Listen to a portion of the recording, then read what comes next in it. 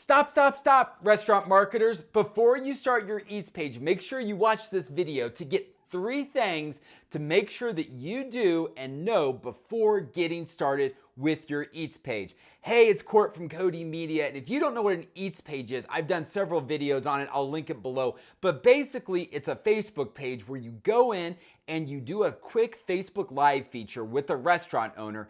And really what you're doing is building a relationship with them. And it's a much easier way to get to know someone and start having meetings rather than cold calling. That's my quick elevator speech of an Eats page. But before you get started, here are 3 things that you need to know. Number 1 is getting clear on what is the goal of this. What is the goal of an Eats page? A lot of people get it confused and think of it's like an influencer, all right? You're being a foodie influencer. Well, an influencer is really concerned about getting lots of followers and lots of engagement, because when they go out and they get restaurants to pay them to come in and do features, it matters how many likes and followers they have, all right? An Eats page is not like that at all. It is not like that at all. The goal of an Eats page is to build a relationship with the owner. I talk about it a lot like it's dating. It's a lot like you're getting to know someone. You go on a coffee date, maybe you go on a dinner date, and then finally you propose marriage. It's a lot like dating. So get clear on what you're doing. The goal is not to get thousands and thousands of followers. That's nice, but you don't have to have a ton of people to get out and start talking to people. That leads me into number 2 is do not wait, all right? When I started my Eats page, I vividly remember it. It was on a Sunday afternoon, and I started reaching out that day to a restaurant and saying, hey, can I feature you on my Eats page? I've got this brand new Eats page where we feature restaurants. It's brand new. I'd love for you to be one of the first ones that we feature. And so being able to turn it into that way, like, hey, you're special, would love to feature you first, all right? Hopefully that will get you past the idea that you have to have lots and lots of followers. I've talked to far too many people who think they've got to wait months and months and months to build up this page and get lots of followers and get all this attention on it. That is not the case at all. That's not the purpose. The purpose is not to get lots of people. So you do not have to wait. So getting clients with an Eats page is not a long process.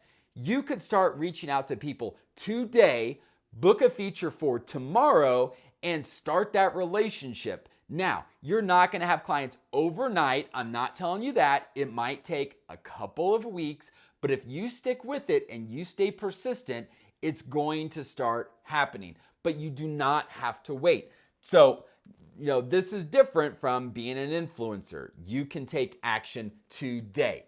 Number 3 is, you've heard me talk about this a lot, is imperfect action. All right, so let me talk about this. I remember when I started my Eats page, I sat down on a Sunday. I vividly remember this. And I spent no more than 30 minutes creating a logo in Canva, banner, cover photo for my Facebook page. I set up my Facebook page. Literally, I did all of that in less than an hour.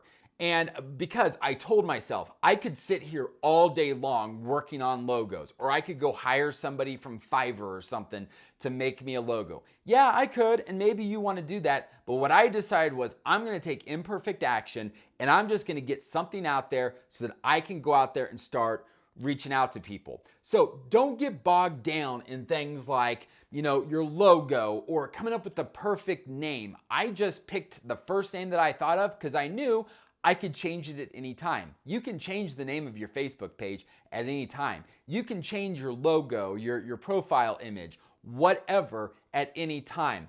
And so this just opened the door for me to say, okay, I can start doing this today. I don't have to wait.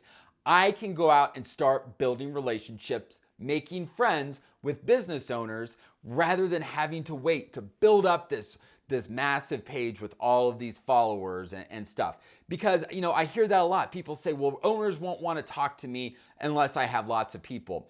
I'm here to say that is not true at all. They want publicity. They want to be famous. You're only going to take up 15, 20 minutes of their time. They would be glad to meet with you. I have never once had someone ask, like, how many followers you have. All right. Take that back. I did one time, and they asked, how much does this cost and how many followers do you have?